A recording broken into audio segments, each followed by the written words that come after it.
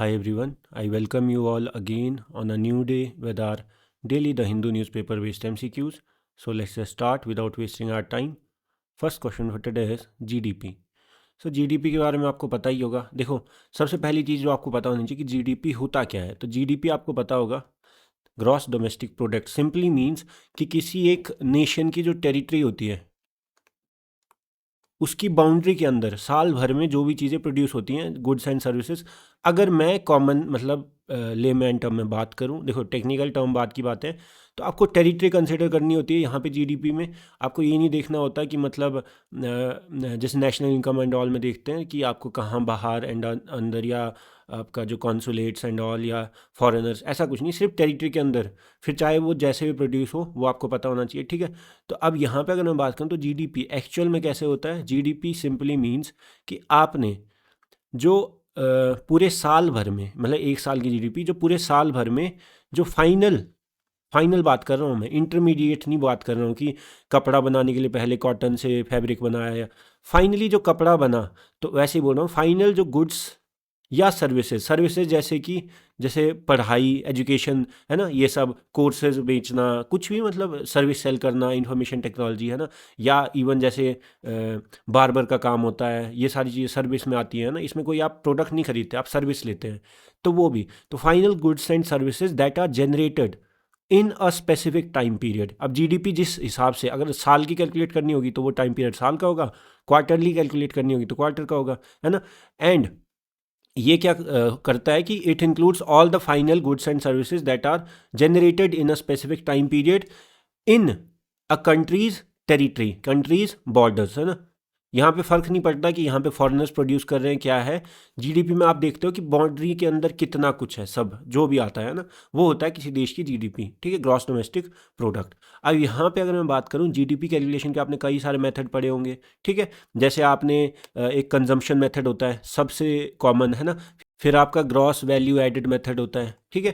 तो ये सारी चीज़ें आपको वैसे पता होंगी, नहीं भी पता होंगी तो ये चीज़ें मैं बता दूंगा, इसमें कोई बड़ी बात नहीं है, बट फिर भी बेसिक इकोनॉमी आपको पता होनी चाहिए। देखो कंजम्पशन मेथड में क्या होता है, GDP is equal to CGI XM, है ना, ऐसे याद रख सकते हैं आप, ठीक है। मतलब मैंने तो ऐसे याद रखा था। अब क्या करते हैं, यहाँ पे C होता है कंजम्पशन,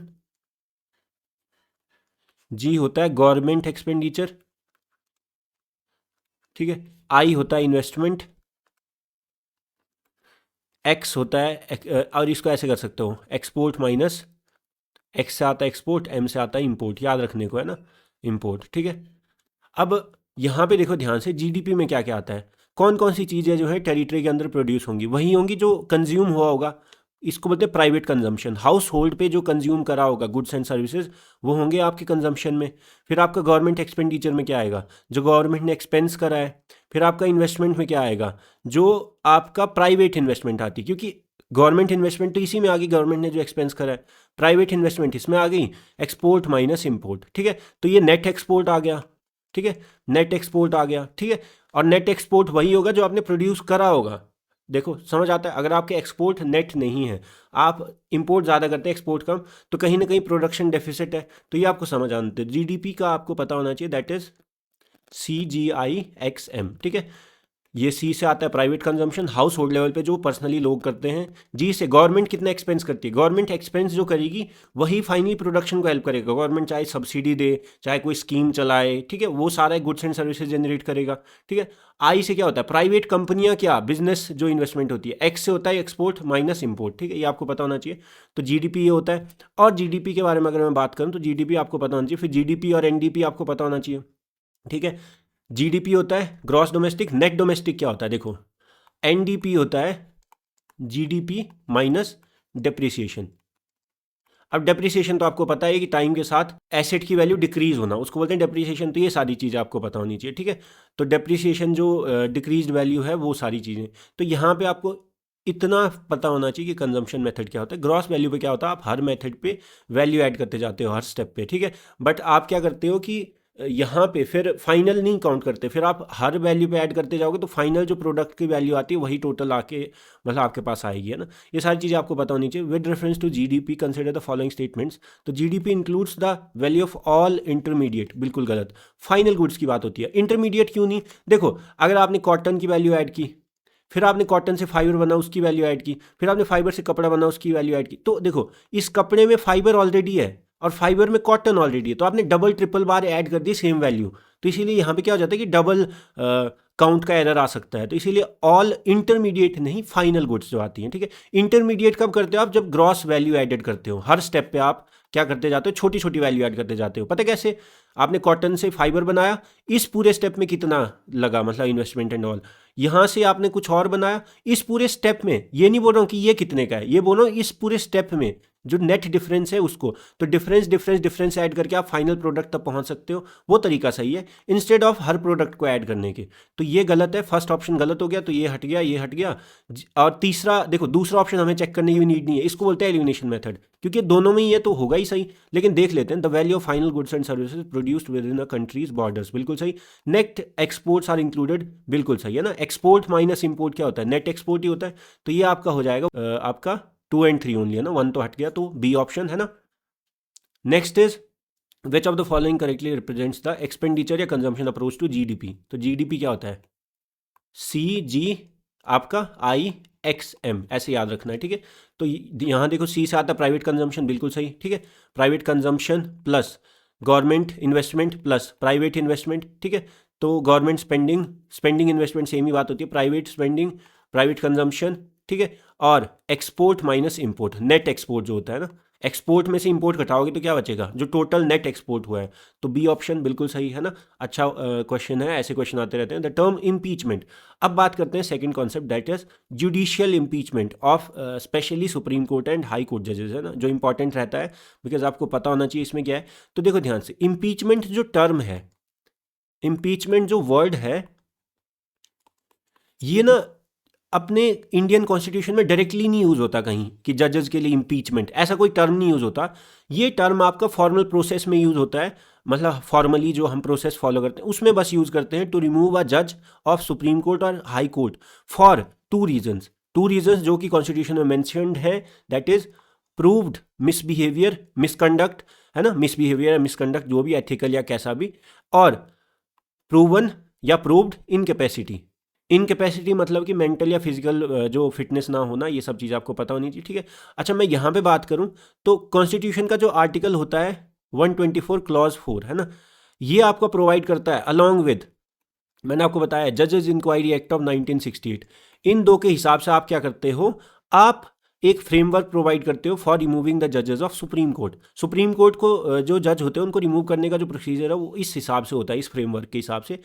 और अगर मैं बात करूं कि जजेस इंक्वायरी एक्ट 1968, वो तो यूज़ होता है सुप्रीम कोर्ट हाई कोर्ट दोनों के लिए, लेकिन हाई कोर्ट के लिए जो आर्टिकल है दैट इज़ 218, है ना, और ये सुप्रीम कोर्ट के लिए, क्या ये समझ आता है। तो आर्टिकल 218 फिर ये जो प्रोविजंस यहाँ के इनको एक्सटेंड करता है टू द हाई कोर्ट जजेस। इतना नहीं पता होना चाहिए आपको, बस ये पता होना चाहिए कि जजेस इंक्वायरी एक्ट ऑफ 1968 एक तरह से प्रोसीजर बताता है, ठीक है। तो एक प्रोसीजर है, प्रॉपर प्रोसीजर है, और उस प्रोसीजर को सपोर्ट करता है 124(4) जो कि सुप्रीम कोर्ट जजेस के लिए, और 218 जो कि हाई कोर्ट जजेस के लिए, रिमूवल प्रोसीजर की अगर मैं बात करूँ इम्पीचमेंट की, है ना। तो ये सब आपको पता होना चाहिए, ठीक है। और अगर मैं बात करूँ कि जजेस को रिमूव करने के रीजंस, तो दो ही रीजंस कॉन्स्टिट्यूशन में मेंशन्ड है, प्रूव्ड मिसबिहेवियर, यहाँ पे आप बात कर सकते हैं कि कोई सीरियस एथिकल या प्रोफेशनल मिसकंडक्ट करा हो, या प्रूव्ड इनकैपेसिटी कि मतलब they are unable to discharge their duties due to some physical और मेंटल फिटनेस रीजंस, है ना। तो प्रूव्ड मिसबिहेवियर या प्रूव्ड इनकैपेसिटी, ये आपको पता होना चाहिए, ठीक है। अच्छा अगर मैं बात करूं क्या ये टर्म जो है इसकी प्रॉपर डेफिनेशन है कॉन्स्टिट्यूशन में, बिल्कुल नहीं, है ना। तो ये भी क्वेश्चन आता है कि these two terms are given in the constitution, लेकिन इनकी कोई प्रॉपरली एक्सप्लेनेशन नहीं दी हुई है, are not properly defined in the constitution. इसलिए क्या होता है कई बार इसके कंट्रोवर्सी रहती है कि इसका जो मिसयूज़ हो सकता है, या वेग जो मिसअंडरस्टैंडिंग हो सकती है, वो उसका एक मिसयूज़ किया जा सकता है, ठीक है। अगर मैं बात करूं, और अगर मैं बात करूं अब प्रोसेस क्या होता है, प्रोसेस तो आपको पता ही है, काफ़ी बार बता चुका हूं। देखो क्या होता है प्रोसेस, तो पहले हम इसको देख लेते हैं। द टर्म इम्पीचमेंट ऑफ जजेस in India refers to a formal process of removal of जजेस फॉर प्रूव्ड मिसबिहेवियर और इनकैपेसिटी, है ना। विच constitutional provisions given govern the removal of जजेस ऑफ द सुप्रीम कोर्ट। तो आर्टिकल 124(4) ये होता है सुप्रीम कोर्ट के लिए, 218 होता है हाई कोर्ट के लिए, और साथ में एक एक्ट है जो इसको सप्लीमेंट करता है, दैट इज जजेस इंक्वायरी एक्ट ऑफ 1968, है ना। ये आपको पता होना चाहिए, ठीक है। अब मैं बात करता हूँ आपको कि प्रोसेस कैसे होता है। देखो प्रोसेस बहुत सिंपल होता है। प्रोसेस में क्या है कि सबसे पहले जिस भी जज को इम्पीच करना हो तो उसका जो इम्पीचमेंट मोशन है उसका नोटिस आपको सबमिट करना पड़ता है। अब सबमिट कहाँ करना पड़ता है, कहीं भी कर सकते हो, या तो लोकसभा में करो या तो राज्यसभा में करो, है ना। तो लोकसभा में करने के लिए देखो कंडीशन होती है, अगर लोकसभा में सबमिट करना है तो 100 मेंबर्स का उस मोशन पे साइन होने चाहिए, और राज्यसभा में सिर्फ 50 के लिए। ये डिपेंड करता है बिकॉज ऑलमोस्ट राज्यसभा की स्ट्रेंथ जो है that is half of Lok Sabha, ऐसा मतलब ऑलमोस्ट बोल रहा हूँ मैं, एग्जैक्ट नहीं है ना। तो इसीलिए इस तरह से देखा जाता है कि बराबर मौका दिया जाए। अगर लोकसभा में भी 50 ही हो जाए फिर तो फायदा क्या है, बिकॉज लोकसभा की तो स्ट्रेंथ ऑलरेडी ज़्यादा होती है ना। तो लोकसभा में साइन करने के लिए भी ज़्यादा लोगों की स्ट्रेंथ चाहिए होती है, ऑलमोस्ट डबल, है ना। तो अगर लोकसभा में 100 मेंबर इस मोशन को सपोर्ट करते हैं, लोकसभा के मेंबर्स, है ना, तो आप वो लोकसभा में सबमिट कर सकते हैं टू द मतलब रिस्पेक्टिवली, राज्यसभा में 50 to respectively to the like presiding officer. यहाँ पे कौन होते हैं, स्पीकर, यहाँ पे कौन होते हैं, वाइस प्रेसिडेंट या चेयरपर्सन, है ना, या जो भी मतलब अगर स्पीकर ना प्रेजेंट हो तो वो सारी चीज़ें, है ना। अब फिर क्या होता है, जब वो ये प्रिजाइडिंग ऑफिसर है, देखो ये पैरेलली कहीं भी हो सकता है, शुरुआत यहाँ से भी कर सकते हो, यहाँ से भी कर सकते हो, ठीक है, प्रोसेस सेम है। अब इसके बाद प्रिजाइडिंग ऑफिसर की कंप्लीट एब्सोल्यूट डिस्क्रेशन होता है, अपनी मर्जी है, वो चाहे तो इस मोशन को एडमिट करे, वो चाहे तो इस मोशन को रिजेक्ट करे। देयर इज नो बाइंडिंग कि आपको एडमिट करना है इसमें, और अगर रिजेक्ट कर भी दिया तो आप रीजन नहीं पूछ सकते, कोई मतलब इसमें ऐसा कुछ नहीं है। प्रिजाइडिंग ऑफिसर चाहे तो एडमिट करे, चाहे तो रिजेक्ट करे, इसमें no if and but, no nothing, no inquiry, है ना, ठीक है, एब्सोल्यूट डिस्क्रेशन, है ना। और उसके बाद क्या होता है, मान लो अगर ये मोशन को एडमिट कर लिया प्रिजाइडिंग ऑफिसर ने, चाहे वो लोकसभा में चाहे राज्यसभा में हो, फिर वो प्रोसेस आपका शुरू हो जाता है। फिर क्या होगा, मान लो लोकसभा से अगर ये बात शुरू हुई थी तो स्पीकर एडमिट किया, फिर उसके बाद एक 3 मेंबर्ड इंक्वायरी कमेटी बनती है, उसमें 3 मेंबर कौन कौन होते हैं, सुप्रीम कोर्ट जज plus chief justice of high court plus some distinguished eminent jurist.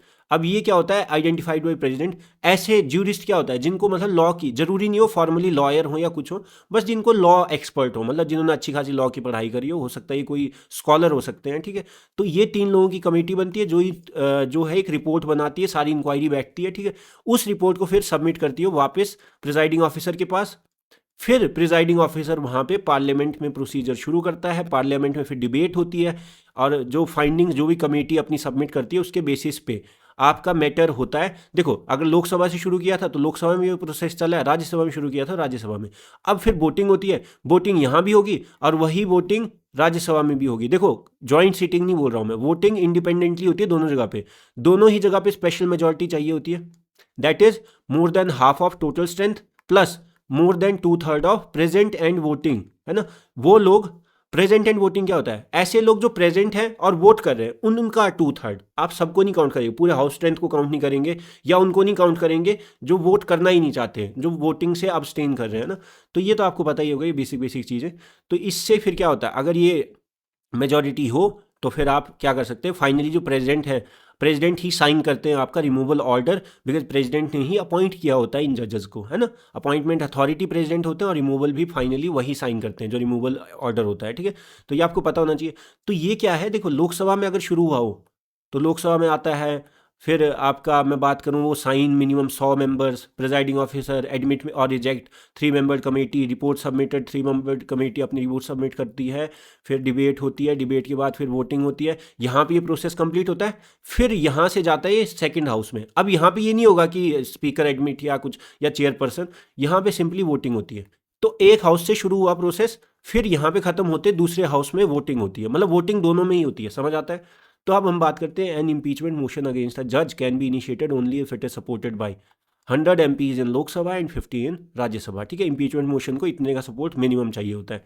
Removal of a जज of the supreme court requires special majority in both the houses in the same session. Session भी same होना चाहिए, ऐसा नहीं कि आप एक में तो इस सेशन में करा रहे हैं, दूसरे में अगले सेशन में बजट में, और दूसरे में मानसून में या विंटर में, ऐसा नहीं है ना।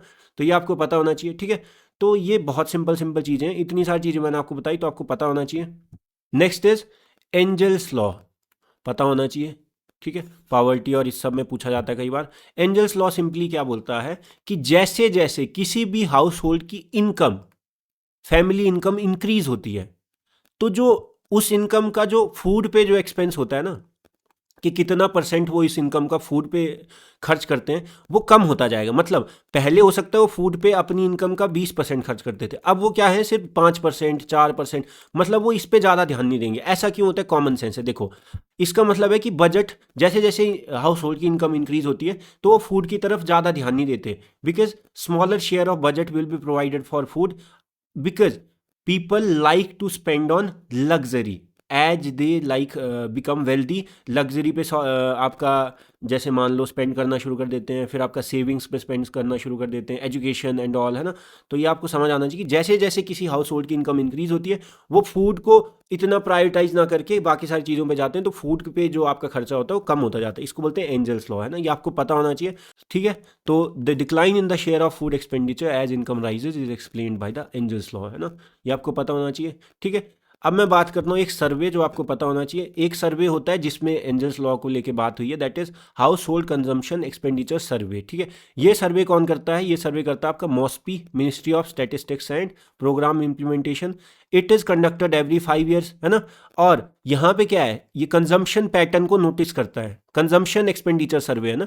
तो कैसे जो हाउस होल्ड लेवल पे आपका वेरियस कंजम्पशन कैटेगरीज होती हैं उसमें देखता है कि क्या स्पेंडिंग का पैटर्न है, कैसा खर्चा हो रहा है ना, किस तरह से जो है आपका जो हाउस होल्ड लेवल पे क्या क्या कंज्यूम किया जा रहा है, मतलब लोगों के द्वारा कितना पैसा खर्च के क्या क्या वो खरीद रहे हैं, है ना। और इसमें आपका अगर मैं बात करूं तो ये आपको पता होना चाहिए। ठीक है, और यहाँ पे household consumption expenditure survey is conducted by MoSPI और हर 5 साल में होता है ना, ये आपको पता होना चाहिए। ठीक है, नेक्स्ट इज सेंसस। तो अब आपको पता ही होगा 2027 सेंसस। अब मैं बात करूं तो the first phase of this census, अब देखो सेंसस 2 फेजेज में होता है, वो सारी बात की बात है, वो मैं बताता हूँ आपको। देखो, the first phase of census 2027, that is first phase is house listing operations phase, है ना, HLO फेज। ये कंडक्ट होगा फ्रॉम अप्रैल 1 टू सितंबर 30, 2026 में होगा। 27 में तो फिर आपका पॉपुलेशन वाला होगा, है ना, अभी हाउस वाला होगा, बाद में पॉपुलेशन होगा। ठीक है, और ये across all the states and UTs obviously, है ना, अप्रैल 1 से सितंबर 30। ये डेट याद रखने की जरूरत नहीं है आपको, बस मैं कॉन्सेप्ट बताऊंगा अभी थोड़ी देर बाद, आप बस समझो, बैकग्राउंड समझो। अगर मैं बात करूं इस सेंसस की खास बात क्या है 2027 वाले सेंसस की, सबसे पहली बात, this will be the first ever digital census and also first to enumerate caste. तो कास्ट सेंसस भी होगा एक तरह से पोस्ट इंडिपेंडेंस। ठीक है, पोस्ट इंडिपेंडेंस। ठीक है, तो ये आपको पता होना चाहिए। ठीक है, और अगर मैं बात करूं इसमें कि पोस्ट इंडिपेंडेंस पहली बार कास्ट सेंसस होगा, इंडिपेंडेंस के पहले आपको पता होगा 1931 में हुआ था। ठीक है, और अगर मैं बात करूं कि कास्ट यहाँ पे जो सेकंड फेज होगा, फर्स्ट फेज में HLO होगा, हाउस लिस्टिंग, हाउस को लेके सारी चीज़ें कि हाउस को कौन ओन करता है, कितनी लाइक मटेरियल कौन सा यूज है, ये सारी चीज़ें। और सेकंड फेज होता है पॉपुलेशन को लेके कि कास्ट, इसमें आप कास्ट आइडेंटिटी भी देखेंगे, है ना, पॉपुलेशन इन्यूमरेशन देखेंगे, ये सारी चीज़ें। तो सेकंड फेज होगा। सेकंड फेज कब शुरू होगा? आपका फरवरी 2027 में, है ना, तो ये आपको पता होना चाहिए। तो अब मैं बात करूँ आपसे कॉन्सेप्ट की, तो कॉन्सेप्ट क्या होता है? कॉन्सेप्ट सिंपली इतना सा है, जो सेंसस होता है, सेंसस 2 फेज में कंडक्ट होता है। 2 फेज मतलब 2 स्टेप्स में, है ना, 2 फेज में। First phase is house listing phase, है ना, HL फेज या HLO operation, house listing operation phase. यहाँ पे क्या होता है? हाउस के बारे में बात, जितने भी सारे हाउसेज हैं ऑल अक्रॉस, तो focuses on the characteristics of buildings as well as households. और करेक्टरिस्टिक्स कैसे? Like use of building, building किस पर्पज से यूज हो रही है, मटेरियल कौन सा यूज हो रहा है, नंबर ऑफ रूम्स कितने हैं, ओनरशिप किसकी है ना, वाटर और इलेक्ट्रिसिटी सोर्सेज कौन कौन से हैं। ठीक है, ये सारी चीज़ें। सेकंड होता है आपका पॉपुलेशन इनमरेशन फेज। तो पॉपुलेशन यहाँ पे क्या है? फिर आपका डेमोग्राफी कैप्चर होती है। डेमोग्राफी किसको बोलते हैं? कि पॉपुलेशन की स्टडी। तो पॉपुलेशन काउंट होता है कि पॉपुलेशन कितनी है, फिर वो सारा birth rate and all, and आपका सेक्स रेशो, एंड आपका सारे socio economic details like name, age, sex, date of birth, marital status कैसा है ना, एजुकेशन कितनी, ऑक्यूपेशन क्या है। तो ये सारी चीज़ें आपका किस में होती है? सेकंड फेज में होती है। फर्स्ट फेज में हाउसेज के बारे में, सेकंड फेज में डेमोग्राफी के बारे में और सोशो इकोनॉमिक जो आपका डेमोग्राफी के करेक्टरिस्टिक्स होते हैं ना, नेम, एज एंड ऑल, ये सब ऑक्यूपेशन से लेके। और यहाँ पे क्या होता है? इन 2 फेजेस के बीच में जनरली 6 से 8 मंथ का गैप होता है। तो हाउस लिस्टिंग फेज होगा, उसके बाद 6 से 8 मंथ के गैप के बाद पॉपुलेशन इन्यूमरेशन शुरू हो जाएगा। तो अप्रैल से अगर ये शुरू हो रहा है तो सितंबर में ये खत्म है, तो इसके बाद अप्रॉक्स 6 से 8 मंथ, मतलब कि फरवरी में आपका ये शुरू हो जाएगा ना। और अगर मैं बात करूं कि इस बार की खास बात क्या है कि ये जो सेंसस है इसमें for the first time post independence, हमेशा नहीं बोल रहा हूँ, post independence for the first time SC ST के अलावा भी जो कास्ट्स हैं उनका डेटा कलेक्ट किया जाएगा। और जो बिकॉज लास्ट टाइम जो कंप्लीट कास्ट सेंसस हुआ था, कास्ट इनोमिनेशन हुआ था, दैट वाज कंडक्टेड इन 1931। तो पोस्ट इंडिपेंडेंस फर्स्ट टाइम ऐसा होगा कि सारी कास्ट आइडेंटिटीज़ को कलेक्ट करके एक तरह से डेटा तैयार किया जाएगा, कंसोलिडेटेड, है ना। और अगर मैं बात करूँ तो सेंसस 10 साल में होता है, कोविड की वजह से ये पोस्टपोन हुआ था, ये सब आपको पता ही होगा। और फर्स्ट सेंसस अगर मैं बात करूं 10 साल में सेंसस जो होता है उसको कंडक्ट कौन करवाता है? होम मिनिस्ट्री करवाती है, मिनिस्ट्री ऑफ होम अफेयर्स, ये आपको पता है। Office of the registrar general and census commissioner, ये सब मैंने आपको बताया है, ठीक है। इतना आपको याद ना भी हो कोई दिक्कत नहीं है, आपको पता होना चाहिए कि जो 10 साल में सेंसस जो होता है उसको कंडक्ट कौन करवाता है? Office of registrar general and census commissioner, ठीक है। और किसके अंडर आता है ये office? Ministry of home affairs, है ना, MHA, ठीक है। अब मैं बात करूं फर्स्ट सेंसस फैक्ट्स की। First census in India was conducted in 1872। देखो आप सोचते होंगे 1881, अब ध्यान सुनो, 1872 में पहली बार सेंसस हुआ था, लेकिन ये कैसा था? Non synchronous. नॉन सिंक्रोनस मतलब कि सारे पार्ट्स में अलग अलग टाइम पे हुआ था, सब जगह पे एक साथ नहीं हुआ था। फर्स्ट टाइम सेंसस 1872 में हुआ था, कुछ पोर्शन में हुआ होगा इंडिया के, सारे पूरे ऑल ओवर इंडिया में सिंक में नहीं होगा। सिंक्रोनस क्या होता है कि सारे में एक साथ, तो सिंक मतलब फर्स्ट सिंक्रोनस सेंसस का हुआ था 1881, ये आपको पता होगा, ठीक है। और 1881 के बाद से हर 10 साल में आपका सेंसस होता है, लेकिन इस बार क्या हुआ आपका, कोविड की वजह से ये पोस्टपोन हुआ, ये सारी आपको पता होना चाहिए। अच्छा, सेंसस के बारे में कोई लीगैलिटी या कॉन्स्टिट्यूशनल बैकिंग है? बिल्कुल है। देखो सेंसस इज कंडक्टेड अंडर, मैंने आपको बताया है, सेंसस एक्ट ऑफ 1948 और सेंसस रूल्स इसी एक्ट के अंदर जो आते हैं 1990 में जो आए थे, ठीक है ये। अच्छा, सेंसस किस मतलब कौन से उसमें आता है, किसकी जुरिस्डिक्शन में आता है या किसका सब्जेक्ट है? अगर मैं 7 शेड्यूल की बात करूं तो जो पॉपुलेशन सेंसस है it is a union subject. अब आपको पता ही होगा कौन सी आर्टिकल में ये सारी चीज़ें दी होती है। आर्टिकल 246 में होता है ये सारी लिस्ट होती है। आर्टिकल 246 में सपोर्ट कौन करता है इसको? आपको पता है आर्टिकल को सपोर्ट या सप्लीमेंट करने के लिए शेड्यूल्स होते हैं, तो आर्टिकल 246 को सप्लीमेंट करता है शेड्यूल 7 शेड्यूल, जिसमें आपका centre state union list state list और कंकरेंट लिस्ट ये सब दिया होता है ना, सारे सब्जेक्ट्स दिए होते हैं। तो पॉपुलेशन सेंसस कौन सा है? यूनियन सब्जेक्ट है under the article 246 of the Indian constitution, and it is listed as the entry in 7 schedule as union list, है ना, ये आपको पता होना चाहिए, ठीक है। तो the population enumeration phase of census 2027 will, अगर मैं बात करूं तो collect caste identities beyond the SC ST। देखो कंडक्टेड तो होगा फरवरी 2027 से, तो ये गलत है ना। Next is NATO. अब नेटो कितनी बार बता चुका हूं, ये तो आपको पता ही होगा। NATO North Atlantic Treaty Organization, है ना। तो ये कब हुआ था?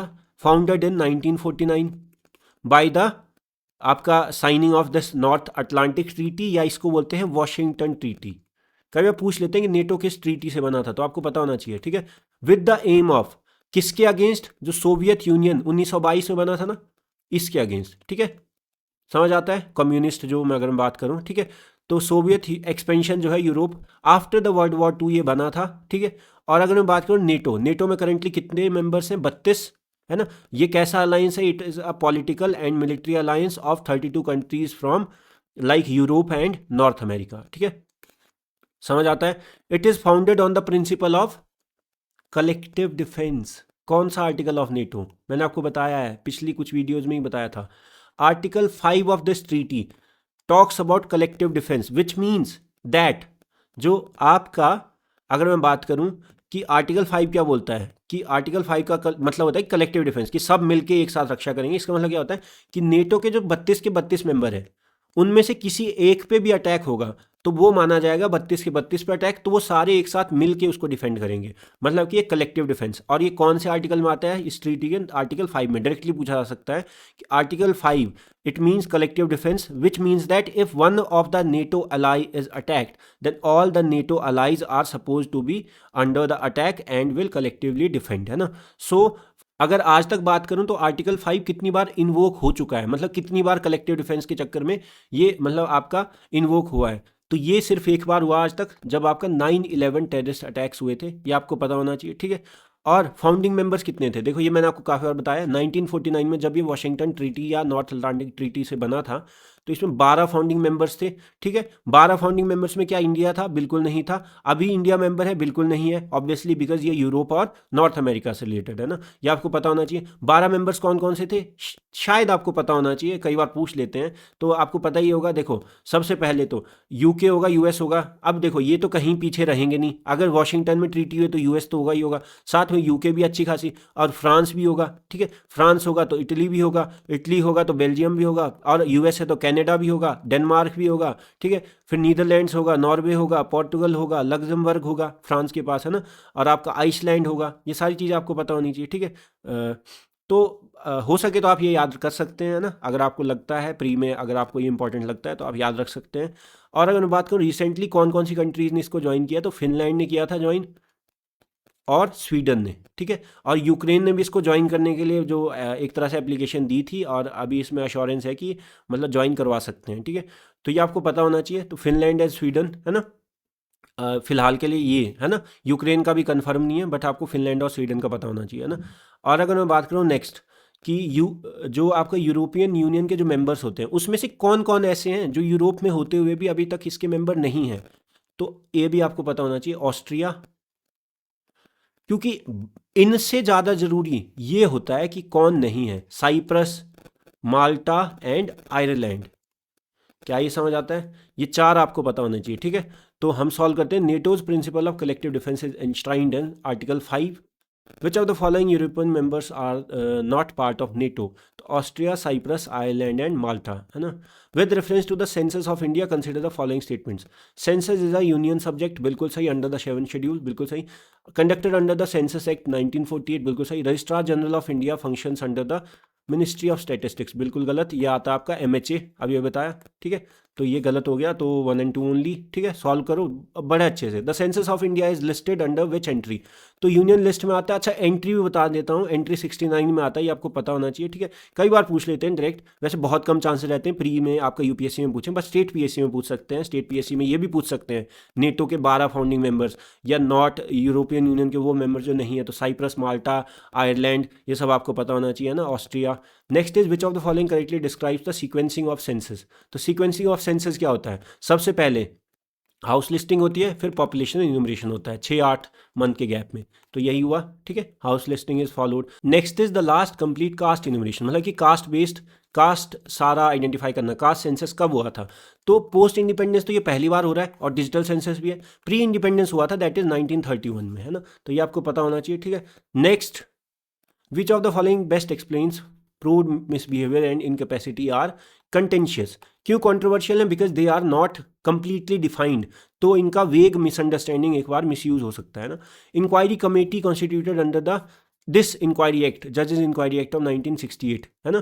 किस किस इसमें कौन कौन होते हैं? तो आपको बताया था सुप्रीम कोर्ट जज, high court chief justice plus eminent jurist है ना, तो बी ऑप्शन, ये भी आपको पता होना चाहिए। True regarding the voting requirement, तो वोटिंग रिक्वायरमेंट क्या है? एक तो more than half of total strength, जो कि absolute majority, plus more than 2/3 of present and voting.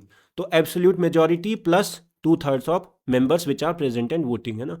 Angels law primarily helps in understanding, तो पावर्टी को एस्टिमेट करता है, और साथ में कंजम्पशन, जो ट्रांजिशन है कि कंजम्पशन पहले तो फूड पे ज़्यादा होता था, लेकिन जैसे जैसे अमीर होते जाओगे तो लग्जरी पे ज़्यादा स्पेंड करोगे, सेविंग्स पे ज़्यादा स्पेंड करोगे, फिर अनहेल्दी हैबिट्स पे ज़्यादा स्पेंड करोगे, तो फूड पे स्पेंडिंग कम हो जाती है। इसको बोलते हैं एंजल्स लॉ है ना। Next is MPCE, monthly per capita expenditure data है ना, तो जनरेटेड फ्रॉम किस सर्वे? ये आपका आता है हाउस होल्ड कंजम्पशन एक्सपेंडिचर सर्वे, जिसको करवाता है मॉस्पी एवरी 5 ईयर्स है ना, ये आपको पता होना चाहिए। NATO was founded primarily to counter Soviet expansion after the world war 2 है ना। नेक्स्ट इज, अगर मैं आपसे पूछूं वार्सो पैक्ट, जो फिर यूएसएसआर ने बाद में फर्दर कंसोलिडेट करने के लिए किया था और ज़्यादा एक्सपेंड, तो वो हुआ था 1955 में है ना, यह भी आपको पता होना चाहिए। Article 5 of NATO has been invoked once after the 9/11 attacks, वो आपको पता होगा, World Trade Center. Which of the following countries join the NATO most recently? तो फिनलैंड आपको पता है ना, और स्वीडन। तो अगर मैं मोस्ट रिसेंटली बात करूं तो स्वीडन होगा, बिकॉज फिनलैंड तो 2023 में किया था ज्वाइन, ये शायद 2024 या 2025 की बात होगी, तो स्वीडन हो सकता है ना, तो ये आपको पता होना चाहिए। तो सी ऑप्शन स्वीडन है ना, और नेटो का ये रिसेंट मेंबर है, 32nd मेंबर है ना, और ये तो फिनलैंड तो 2023 में हुआ था, तो ये तो रिसेंट नहीं हुआ है, तो ये भी रिसेंटली बट फिर भी है ना।